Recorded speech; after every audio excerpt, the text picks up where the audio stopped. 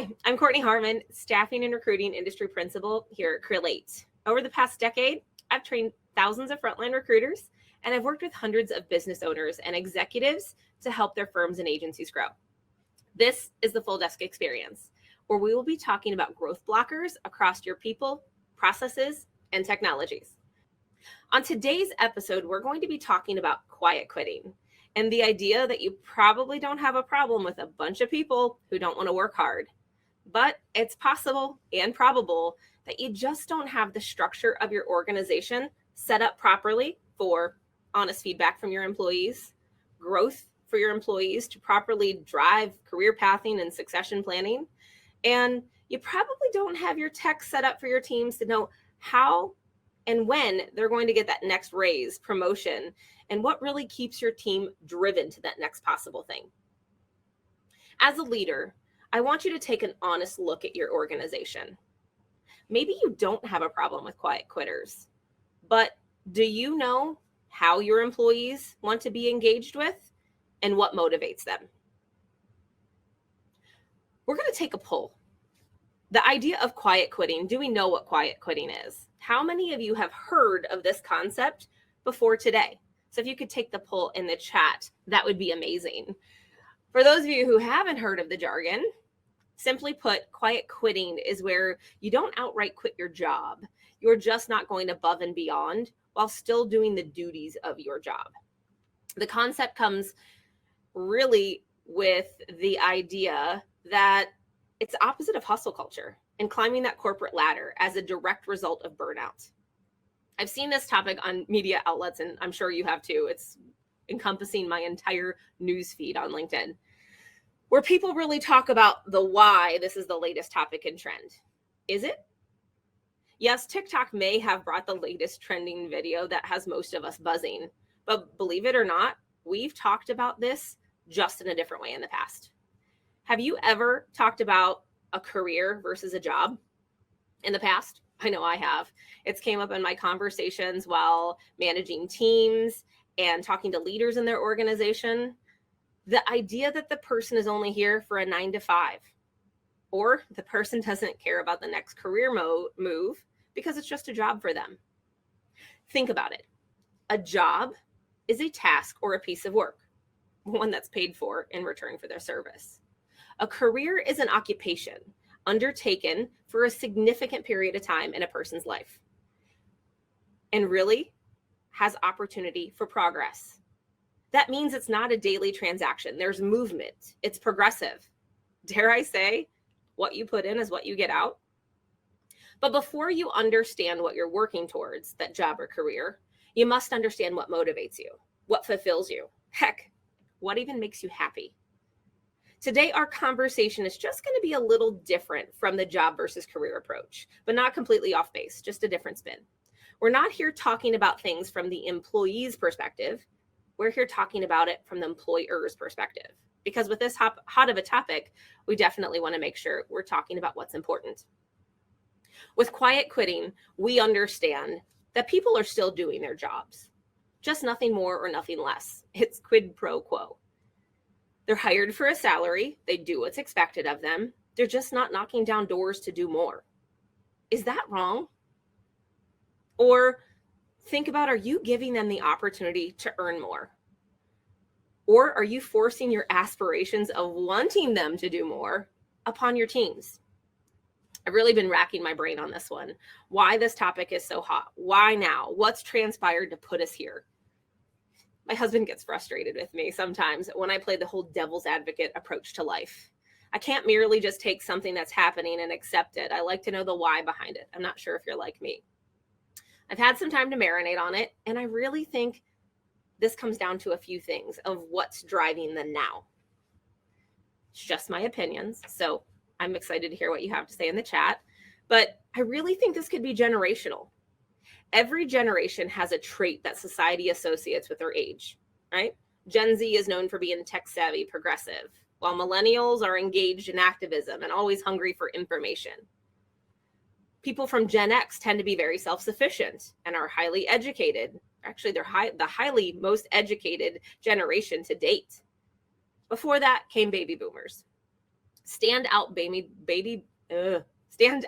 baby boomer characteristics really include that strong work ethic, that competitive nature. Most of these folks are now approaching retirement age. They're no longer holding the largest market share of workers in the workforce. So the hustle culture isn't the most dominant anymore. You may also argue that women having to provide themselves to work harder due to wage gaps and getting themselves in boardrooms and leadership teams is no longer the biggest focus for women in the workforce. Let me ask you, is quiet quitting a direct reaction to the hustle culture? Does the generational aspect actually impact what's happening today at all? I'm curious for your thoughts. There's no doubt in my mind, the second portion of this is COVID. COVID has impacted this shift for sure. The majority of us left an on-site office job to go fully remote so our businesses could stay afloat. We had to figure out how to get our offices set up, how to get the right access, to do our jobs in a new environment, and to do it well with our teams. Lo and behold, employees found out that they could do their jobs anywhere and possibly, just possibly, be more successful at it. Now that the pandemic has really subsided, there's an expectation for your teams to come back into the office. Cold turkey, no hybrid, no compromise, no recognition to your employees for the work that they put in before their day started. And maybe they're getting back on after their kids go to bed. I know COVID has changed our minds forever on what's important in life. Have you seen it? I'm seeing this inside business and outside of business. I'm seeing it in my everyday life. In families and sports teams. Take sports, for instance. People no longer want to dedicate their entire life to one sport. Playing 110 games in a spring season for a baseball or softball team, that's how it happened before. That's not the way it has to continue to be done. Times have changed. Now schools are facing the concept that they could no longer have a sports team if they don't change their ways. Because people want to spend time with their families, go do other things, experience life. I think COVID has made us all slow down and understand what motivates us and our families. What makes us happy? So you now see a family culture where your employees want to have a cutoff time. They want to work hard, but they want to play hard. They have to have a chance to play hard or spend their time outside of the office culture. It's about having time I can't get it out today. It's about having that firm stance on work-life balance. It's considered quiet quitting, or is it? I also want you to think, is quiet quitting a symptom of the supply and demand that we're seeing on the job market today?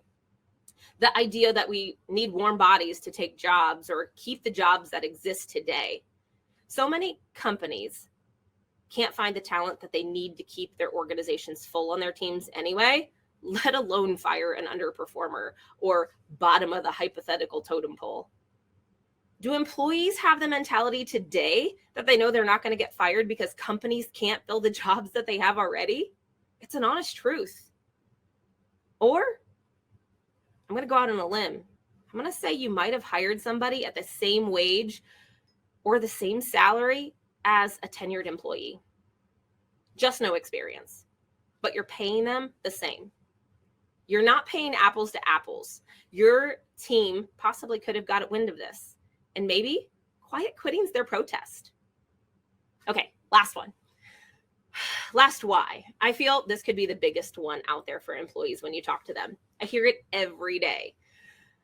I heard it when I had a team. I hear it in other offices as I talk to leaders, VPs, CEOs. And honestly, it does make the biggest dent in your profit. Are you recognizing your employees at performance review or bonus time? Are you giving your employees cost of living raises? What about finding each and every way to help your ongoing healthcare insurance increases year after year? Or are you just going status quo? Are your employees getting status quo from you as an employer? I could go on and on to why we're having this conversation today. I know this is a hot topic. I'm sure many of you have passionate thoughts on this one, and I anticipate questions. I'm looking forward to the AMA at the end of this, so feel free to write your questions in the chat. So yeah, it's a topic at hand today. We're talking about it because that's all you're seeing in your news feed. But I want you to think of this differently. Are you as an employer thinking, this is the employee's problem? I'll remember that at promotion time. Or maybe you're just going to sweep it under the rug and think it's a trend that's going to go away. My question to you is take time. I want you to think, do you think that this topic is worth your time just for a little bit of discovery? Do you give yourself permission to do a pulse check with your team? Or have you done a pulse check with your team? Bigger question, are you even ready to get the answers to this? Because let's face it, the answers that you may get aren't or may not be the questions that you want to hear in those answers. Every one of your team may go against what you believe you're doing for your company. It might be a hard pill to swallow. Are you ready for that? I really think you as a company or an organization can focus on a few things to address this topic of quiet quitting. For me, the first one is data. You need to take an honest assessment. Do you have the right data and information at hand to make an informed decision? In this case, do you know that your employees are quiet quitting? Or why they might be if you have the intuition it's happening within your team? Don't just assume. You know that assuming makes, well, you know the rest. Sure, each one of our teams do performance reviews. Based on what I've seen at companies, it's probably not done well. It's probably not done on the same cadence each and every time. Is it quarterly? Is it twice a year? Or even with the same questions each and every time? Heck, I guarantee most of us even forget or may not even do them at all. That's the chance for you to give your feedback to your employees, along with that one-on-one time with your managers that they talk to your employees one-on-one. Okay, so let's know. The idea, you as a leader want our employees to know how we feel about our employees. So that's data point number one, right? We're going to get enough data to make a decision. So we know you want our employees to know how we feel. Now, what do you as staffing and recruiting firms do to know how your clients feel about you, your teams, and the service that you provide? You probably have an NPS score or that net promoter score. High level, for those of you who have not heard of this before, NPS is a widely used market research metric that typically takes a form of a single survey question, asking respondents to rate the likelihood that they would recommend a company, a product, or service to a colleague or a friend. So you have NPS scores. Data point number two, you know that you want to know how clients feel about your company. I see you. You're getting the data on your organization. Great job. Some of you maybe even check the satisfaction of your candidates when your sourcers and recruiters talk to the talent that we're placing. Sometimes company use great recruiters and other tools to get scores and ratings for their employees. You might see those shared on LinkedIn. It's a very common best practice for a little show and tell of how your recruiters work for your future talent to see what they might encounter. Amazing. We're up to data point number 3. And that tells us you want to know how your talent feels about your recruiters. If you're like other companies, you like data. You use that data to make your business decisions. Now, what are you doing to know how your employees feel about you, your organization? Better question, do you even ask them? Do you assume? Do you think it's important to know as a leader? I'm sure you do. I'm sure you care about how everyone feels within your organization, your clients, your candidates, your managers, to the employees. But actually, this is the thing that I see the least. I'm going to be honest. I haven't seen a lot of organizations ask for this or have that standard practice of getting feedback from their teams about them as an organization, about them as a leader. I don't think it's the fact that they don't want the data. They might not have the resources to do it, but once you have that survey created, you could use it repeatedly. Or maybe if they get feedback that might be less than appealing, they don't know what to do with it. Do you have anything set up to gauge your teams in anonymous feedback? Yeah, believe it or not, I said anonymous. As much as this might pain you as a leader, anonymous feedback is beneficial to your organization. Anonymous employee surveys give employees the chance to report real opinions without having to worry about negative repercussions. You can inspire more engagement. Surveys are a great tool to boost engagement. We're going to talk about this again here in a few minutes. It's a super passionate topic of mine. You can improve accountability. Anonymous employee surveys create accountability for both managers and employees. It's going to help you make informed decisions. Not all employee surveys have potential problems. Did you hear me? Not all surveys give potential problems. Anonymous employee surveys can be used more as an informed, unbiased, positive decision-making process as well. And last but not least, it's going to boost employee retention. Unless you've been living under a rock for the past year, I'm sure retention is the word of the year for your teams. We want to keep the good people we have. While this is a somewhat indirect result of the other benefits of the survey that you provide, it ultimately is one of the long-term goals of your anonymous employee surveys. At my last organization, I was not only the director of learning and development, I also ran the communications department.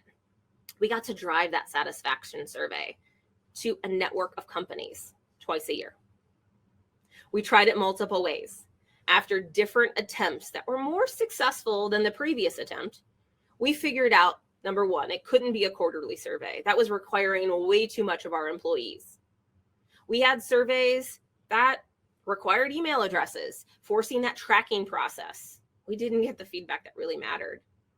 However, we found our cadence, narrowing that survey down to 2 times a year and making those names anonymous and those feedbacks anonymous.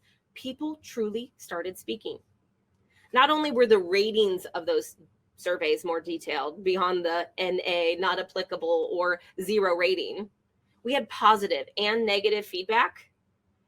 In the notes, there were often more insightful suggestions on thoughts and feedback for the organization. So I want to ask you, are you thinking how you could get feedback from your teams? My second outlook on this whole quiet quitting understanding is your team's engagement. I spoke about it a moment ago. I want to know, what is your stance as an owner or a leader on engagement? Yeah, we want all of our employees to be engaged, but are you taking the steps to ensure they have the avenue to be engaged? Did you know that 54% of the US workforce is not engaged at work? That's over half. Around 70% of employees that report they'd work harder if they felt more appreciated at work. That's 70%. And 37% of employees consider recognition the most important factor of job satisfaction. I know you're going to laugh. My brain often thinks of engagement. And when it thinks of it, it often goes to the 5 love languages. I know it sounds goofy, but hear me out for a second. You as a leader have different motivators, or love languages in this case, than each one of your employees. Is it about understanding their love languages? No. But what it is, you need to understand your teams and what they're motivated by. They're each motivated by different things. Those motivators will boost engagement with your organization. They'll be happier, and you'll have a more engaged team that will stick with you longer. It's cause and effect. I really think 4 out of those 5 love languages can be translated to business. Let's go through them. First is words of affirmation. That's really recognition, feedback. Some people want to be told that they're doing a good job. They need to be told. They love the simple shout out in a morning meeting to recognize their hustle, their work. An attaboy or attagirl really goes a long way with them. Quality time. That could be workplace bonding, culture, mentorship. Some people, culture is bar none most important to them. The water cooler talks, someone to invest the time in them where they feel a connection is truly the most important thing. Are you doing those things? Do you provide that? In the work environment that we're in of this remote workforce, what are you doing to circumvent or to be able to help the water cooler talks that aren't happening today? Some people's love language is receiving gifts, or I want to say new opportunities, or even new learning opportunities. I don't know about you, but I know some people that would do just about anything for a $25 gift card. I want to ask you, do you as leaders do weekly challenges to correlate with the areas that you need improvement in your business? Let's say sales are down. Are you low on new logos? Are you rewarding the first person to get a new logo? Or maybe the most initial client visits? Give that award or gift card or shout out at the next weekly meeting or end of the week meeting. Those pieces go a long way and drives good results to the things that we may be lacking as an organization. The last one that I want to talk about is acts of service. This is really support and assistance on projects. You may have someone who just steps in to help out with a project without being asked. That's their love language. Some people love that support. This one's me. I'm a sucker for a good old act of service. I want you to understand it's not just about recognizing your employees. Do you have a place for your employees to recognize other employees or teammates? A place for managers to give kudos for going above and beyond? Do you do giveaways at your morning meeting? Whether it's that attaboy or that $25 gift card to their favorite coffee shop? Know what motivates your team. What do they need? Employers are honestly going to have more than a pizza party on a Friday to keep the new generation of employees interested. Don't get me wrong. I don't want you to give anything undeservingly, but know what motivates and engages your employees. It doesn't have to always be the big bonuses or the needed raises that your employee says. Don't get me wrong. Your employees want that, but that doesn't mean you have to go big or go home in every instance. It's the small things in life to make people know that you care, that you're thinking of them, or that you truly appreciate them. Okay, last one with this. I've seen organizations actually purchase a platform or use what they have internally to ensure that this is an outlet. They're out there. It's like your social media platform for your internal organizations. Some of them even associate the recognition that you're giving to employees with points. The points accumulate. They can be used to purchase gift cards, swag, donate to the charity of choice. I don't want you to think that you have to buy another piece of tech to measure your teams effectively or to get them engaged. I just want you to know what's out there. I personally think adding another tech that's not integrated to your system that they work in every single day could just be a distraction. Another place to keep tabs of what's going on in their world. You're going to know what's right for your teams. Bottom line is, we want all of our employees to have the desire to grow. But do you want them to perform? In order to perform, you have to be comfortable. You have to know the motivators of your employees and how they tick and what makes them be in their element. Make sure they're comfortable. All right, that leads me to the last one. Last but not least is training, career pathing, and selfishly for you as a leader, succession planning. After your surveys that you're going to hopefully do or that you're already doing, you find out your employees quietly quitting because they've actually tried in the past. They didn't get that recognition that they wanted, and they're just backing away. They don't want to engage. They just want to come and get their paycheck and go home. Are you thinking what made them be like this? Be honest with yourself. Has that happened in your company? I've seen this across many organizations. Promotions, raises, advancement lie so often on the discretionary view of the managers and leaders in your company. Employees often feel slighted when they didn't get that promotion. They feel that they were honestly competing for. Don't get me wrong. You can't base every decision in your business on the idea not to get someone upset, not to ruffle feathers. It's par for the course, honestly. After all, you should be making solid business decisions. My question to you is, do you have the metrics laid out for someone to know how to attain the next promotion? How can they get that next pay increase? Or do you simply go on the rule of thumb, when I feel they're ready, I'll give that to them? You're doing yourself a disservice as a company by not laying out the roadmap of how to be successful, to explain what the good metrics look like for this role. Think about it. I'm going to take your junior recruiter in your office. What metrics or KPIs should they be hitting to become the senior recruiter? Is it based on the calls that they're making, the number of interviews that they're completing, the number of placements they have in a week, a month, or a year? Do they know the goal that they're actually trying to reach? Have you communicated that? As leaders, we oftentimes think of these things in our brain. We don't communicate them to our teams and managers. Going back to that junior recruiter that became the senior recruiter. After that, what's beyond the senior recruiter? Do they move into an account manager position? Do they go to a junior business development manager? How do they get to be a senior development manager? What if they want to lead a team?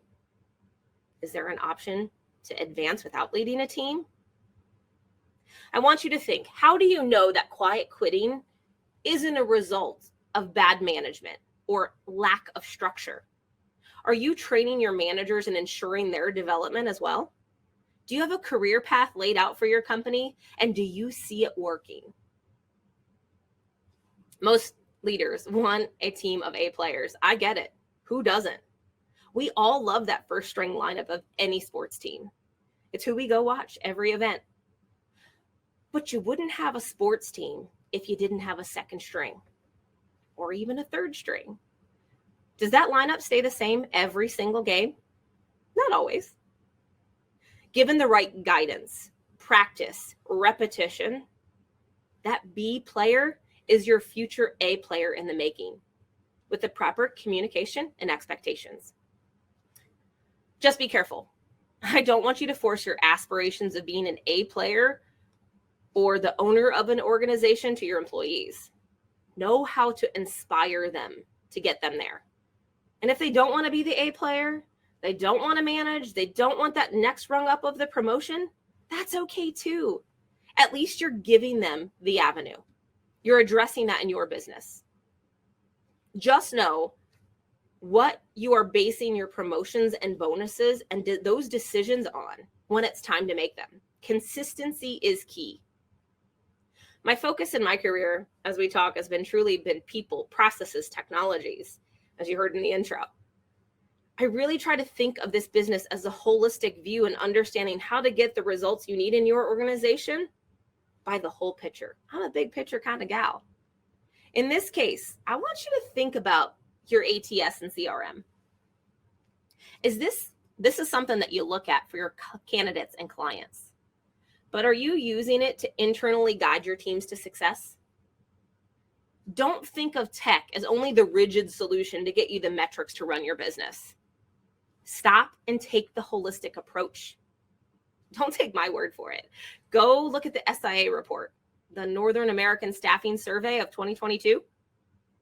You're going to find out that your teams are undertrained on the tools they have in place today. And no, the bottom line is they need development to be engaged. I don't want you to let the fact that your technology doesn't provide flexibility, or the fact that you haven't thought about your internal metrics as a way of designing a career path, turn into an excuse of why you're not creating that environment to grow your team, to have a succession plan, and find out what really matters in your organization. As leaders, we often feel that we should just add that next technology to our solution to get different data. But let me tell you that new technology is the shiny new object. It's the answer to your prayers. But in reality, it's just a Band-Aid. Make sure you're using the technology you have in place in every way possible. Your ATS and CRM should not just be a resume holder. Look at the many different ways you can use the data that's provided to you today. It's not only used to give you business insights.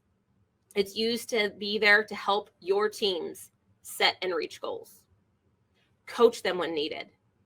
Train or upskill your teams.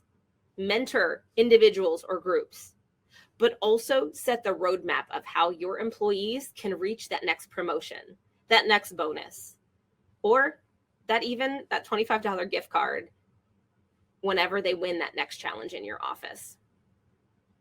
Before we get to our AMA, I want you to take a moment. I want you to think about what you're doing to be an employer of choice to your current employees to retain them. Why should they want to stay with you? What can you tell them you're doing for them to retain them to your brand? But also think about future employees that haven't thought of or heard of your company. Why should they pick you? What actions are you choosing to ensure you're getting their feedback? You're driving better engagement, and you're laying out the career path to help stay at your company for the long-term solution. You're proactive managing of the idea of quiet quitters. And last but not least, I'm going to flip this on you. Are you ready? You're a staffing and recruiting firm, right? What are you doing with those important top clients to help them determine that they're an employer of choice? How are you being the consultant to help them address the idea of quiet quitting? Remember, the definition of a consultant is a person who provides expert advice professionally. You could just talk about the things that we talked about today. Understanding how they're addressing the trend, or are they? Talk about the changes that you're making to your internal organization to combat that hottest topic of today's world of business. Just know that this is not something for every client, but know your audience and know the value that you can offer. Know that words may inspire, but only actions create change. All right. I'm ready for you. If you're ready for me, let's dive into our AMA. I'm open to any questions. Is there any questions in the audience? Hey, Court, I have a couple anonymous questions coming Awesome. on the chat. Okay, the first one says they're a leader at a staffing organization and they're trying to give people more permanent flexibility about where they physically work in order to kind of service this job satisfaction piece. But with less people in the office, the see one, do one, teach one gets a lot harder, and seeing people go above and beyond or not is definitely harder. How would you adapt this for a hybrid or remote team in terms of what you would? I think that's a great question. Just know I helped train and develop employees all over the country. So with my last organization at Talent Launch, there were 10 operating companies across the entire US. I don't think that this is something that can only be done in the office. There are times, and I've seen offices that run really effectively to say, I need you to come into the office until you've established a certain gross margin. You need to hit a certain goal. It helps drive the people to get to those motivators that you want them to hit. So I think those are important. Number one, knowing what makes them tick. They want to work from home. Okay, how do I get them there? Knowing what good looks like for those people. So I don't think it's a thing that you can probably come up with overnight. It's really having that standardized process of what good looks like for these people that are coming in 0 to 6 months or 6 to 9 months, or what that might look like. You may also have technologies. Technologies may be able to have other people on calls, depending what systems you use. You might be able to listen in as a third party. That candidate or client might not be able to hear you from that perspective, or you could record your audio. I did this a lot at Talent Launch within organizations. People were making calls after hours. And during my coaching calls, my one-on-one weekly sessions with them, we listened to their call. We stopped it. We listened. We heard, what should you have said here? Was there a missing cue here? We were able to actively coach those people through their processes in order to make them better. I don't know if that fully answers your question, but I think that can, in turn, as long as we're speaking to those motivators, their job satisfaction is going to go up. We're going to get more engagement with them as well. There's also a follow-up question there. They are looking for tips to help develop culture in a remote workplace. You kind of touched on a few things there about listening in and stuff, but I believe when you talked about the water cooler talk. How do you promote that in a remote? There's a lot of different things that you can do. I talked about those platforms. Even here at Crelate, we have teams and we have different boards that we can coordinate on. You can have challenge exercise activities, or you can have an off-topic conversation to say, here's family, here's a different topic. I think those things are important to have in place. Do I think you have to be good at them? No. Could you have a happy hour with your team at the end of your day, something not after hours, something beyond the State of the Union address or whatever you're doing in your organization? But I think it's really maybe pairing people together.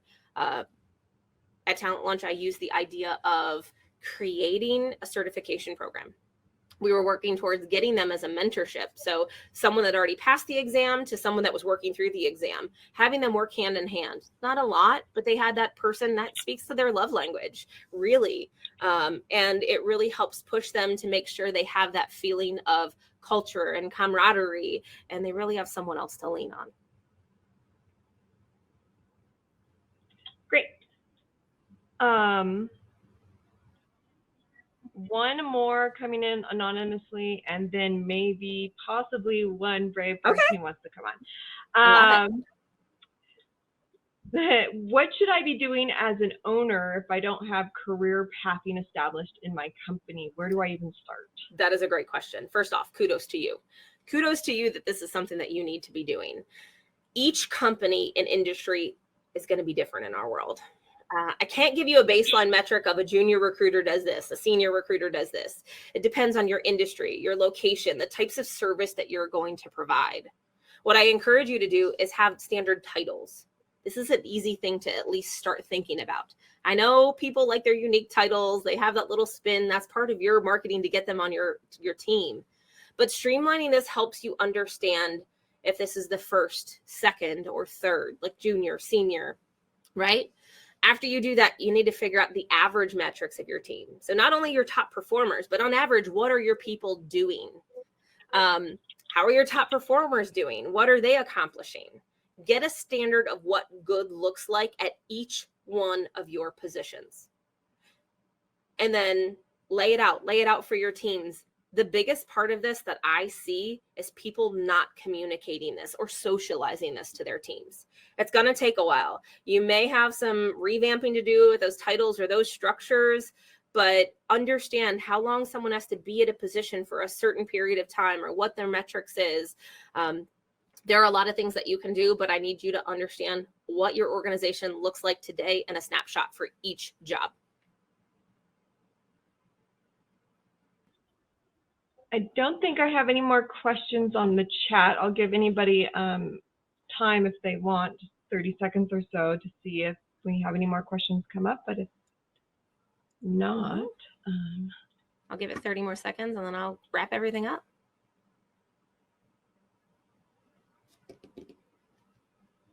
Anything else, Katie? I think that's good. I'm going to exit the stage also. In closing, remember, quiet quitting is not just your employees deciding to not work hard for you in every case. It's not just the fad that we had to talk about today. This is something that in turn helps you, give you that holistic view of your business, your people, your processes. Without a repeatable process of communication in place, our assumptions shape our relationships. They limit our vision and reduce the impact of our knowledge and experience for not only us as leaders, but for our employees.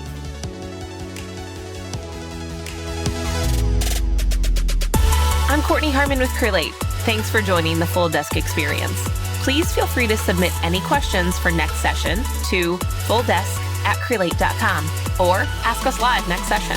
If you enjoyed our show, be sure to subscribe to our podcast wherever you listen and sign up to attend future events that happen every other Tuesday at 3 p.m. Eastern, 12 p.m. Pacific.